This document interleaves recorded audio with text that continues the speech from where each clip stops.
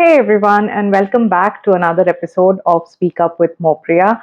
I hope you are having a wonderful day and taking care of yourself. As you already know from the thumbnail, that today is the last and the final episode of our tenses series without any rules and with just simple logic. And after completing the present tense and the past tense, today is the turn for the future. So I hope you are excited and you are ready with a pen and a paper to take down any notes that you need to understand how to use future tense correctly. But before we get started with the video, I want to introduce myself to all of you who are watching me for the first time today.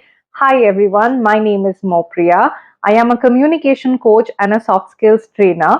I am also a TEFL certified spoken English trainer and a certified life coach.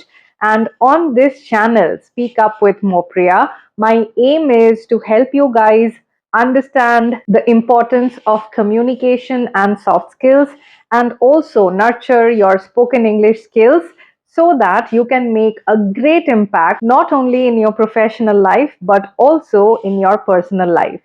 So if you like the content of this channel, consider subscribing and also share it with your friends and family so that they can also benefit from these videos. All right, whenever we think of future tense, it is like looking into the future or predicting what's going to happen or sharing your plans about what you intend to do in future or in the upcoming time. Now in school we have learned a lot of formulas and rules, but now it is important that you understand the logic behind framing a sentence in the future tense without needing to apply any rules. That will help you to use future tense effortlessly and correctly in your daily conversations. So one thing that we all know is future tense equals to will, W-I-L-L. So first up, let us discuss how to use will in our sentences. Think of will as a word that you want to use when you decide to do something right in the moment. Like right now, if you want to do something, then you can use the word will.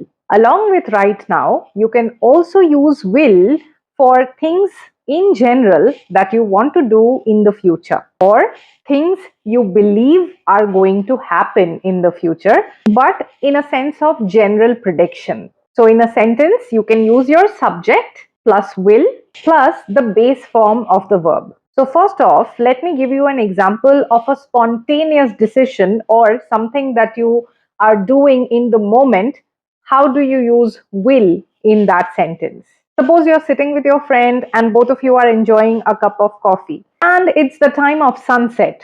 So you guys were sitting by the window and enjoying the sunset along with the cup of coffee, but the sun has set and right now you see that the room is kind of getting dark. So you can spontaneously say, hey, it's getting dark.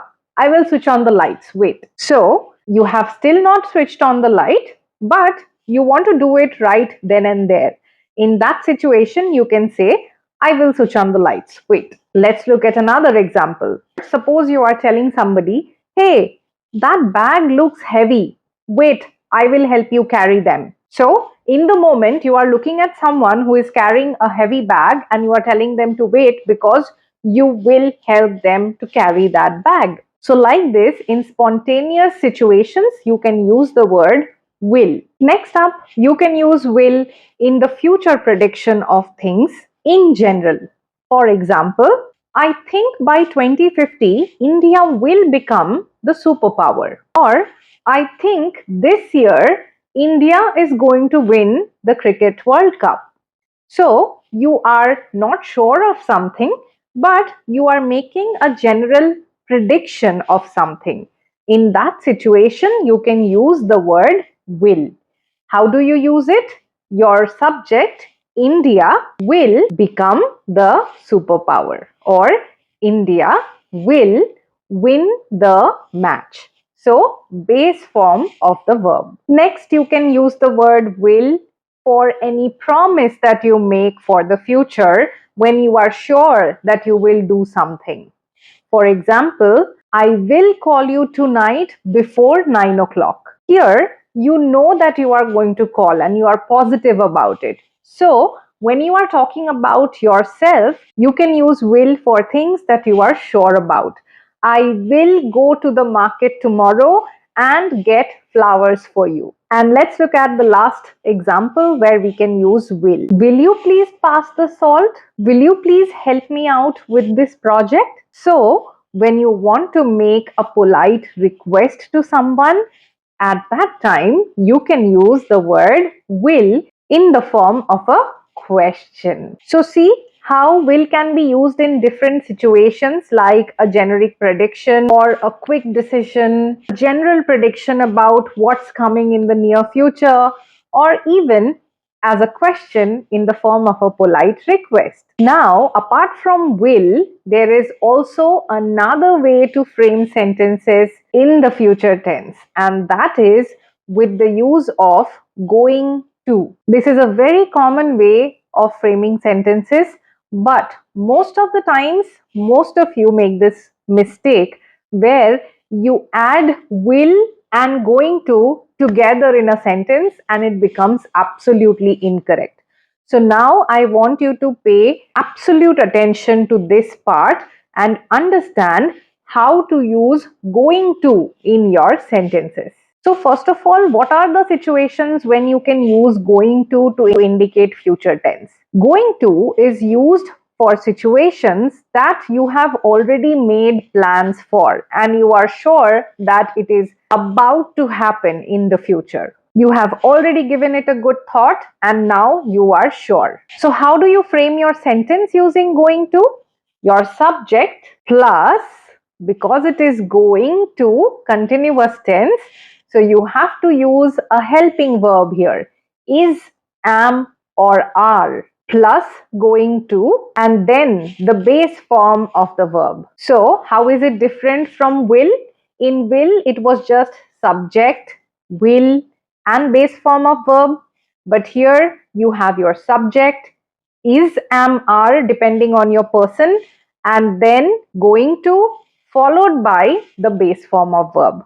I hope this difference is clear to all of you. Now let's look at a few examples to understand the use of going to in our sentences, which will show future tense reference. Let's look at an already planned event. I am going to travel to the United Kingdoms in 2026. So I have plans, I have already thought about it, and I have decided. So I'm saying I am going to travel to the United Kingdom in 26. Next, to show a clear intention of something. She is going to help you out with this project. Reach out to her if you have any questions. Here, she has the clear intention of helping with the project. Hence, she is going to help you out with the project. Something that is arranged or planned already. We are going to have a family gathering next weekend. So it's a gathering that has already been planned. Everybody knows about it. We are going to have a family gathering next weekend. Let's look at another one to show a firm decision or a plan. We are going to buy a new car soon. The car is not yet there, but our decision is made. So we are going to buy a new firm. Let's look at a strong intention. He is going to start his own business soon. So again, the plan is made.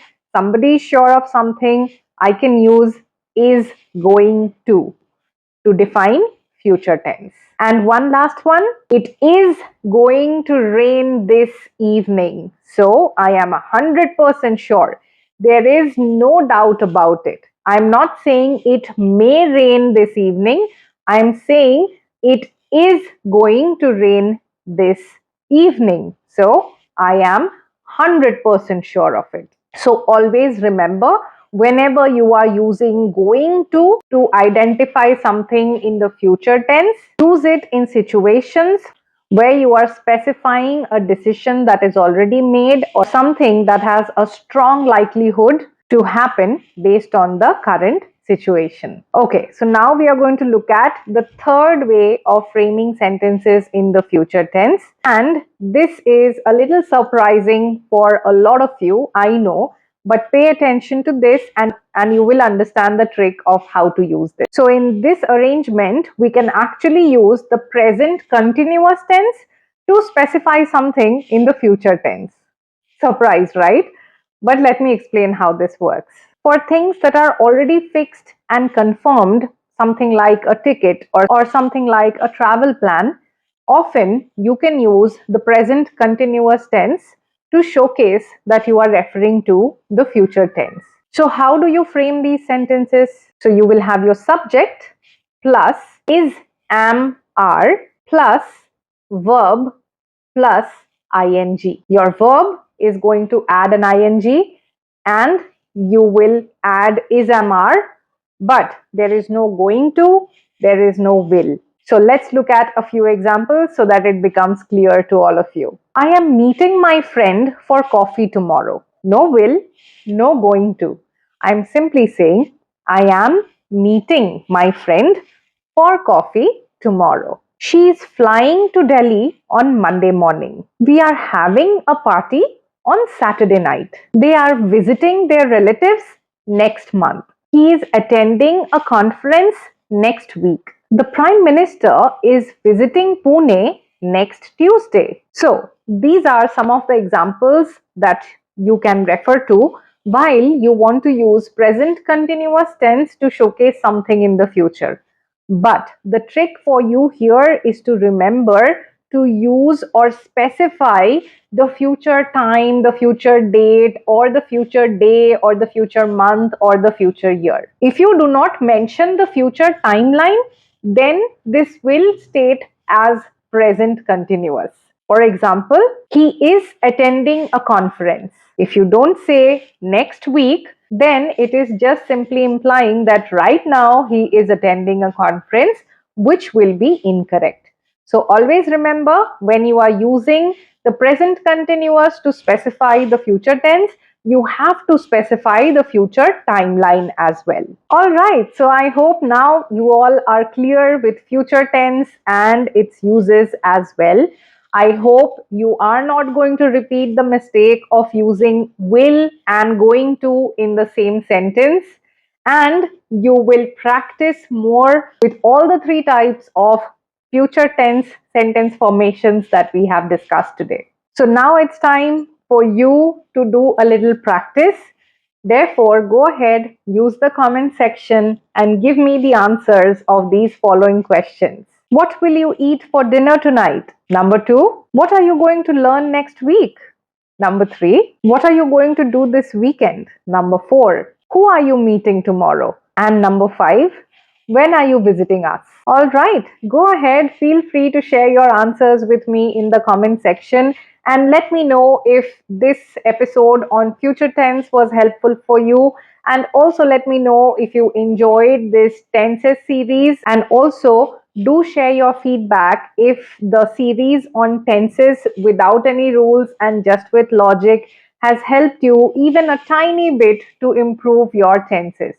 I would look forward to hear from you, and I will definitely see you soon with another new video. For any of you who wants to connect with me for classes or to join my WhatsApp co-learning community or to have a conversation for YouTube, please feel free to read the description box and do the needful, and I will connect with each one of you and we can take the discussion forward.